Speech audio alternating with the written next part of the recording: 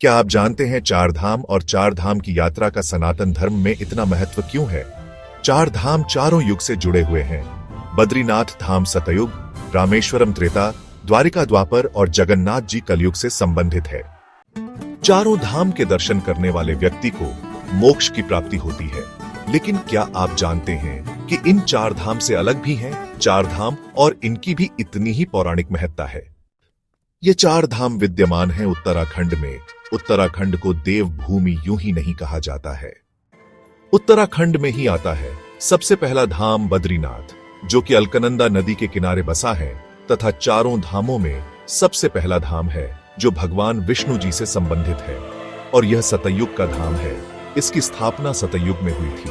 यह सबसे पुराना धाम है। सतयुग से कलयुग तक की यात्रा इस धाम की पवित्रता और महत्ता को दर्शाती है। बद्रीनाथ धाम के संबंध में एक कहावत भी प्रचलित है, जो आए बद्री वो ना आए औदरी, अर्थात जो व्यक्ति एक बार बद्रीनाथ के दर्शन कर लेता है उसे दूसरी बार औदरी अर्थात पेट में नहीं आना पड़ता, अर्थात उसे दूसरा जन्म नहीं लेना पड़ता। उसे इस संसार से ही मुक्ति मिल जाती है। दूसरा धाम है गंगोत्री। यह धाम त्रेता युग से जुड़ा हुआ है। त्रेता युग में भगीरथ जी ने इक्ष्वाकु वंश के उद्धार के लिए मां गंगा जी का आवाहन भारत भूमि पर घोर तप के बल से कराया। बाबा केदारनाथ तीसरे धाम, जो कि द्वापर युग से संबंधित है। बाबा केदार यहां द्वापर में पांडवों के उद्धार के लिए पधारे। केदारनाथ मंदिर का जीर्णोद्धार आदि शंकराचार्य ने कराया था।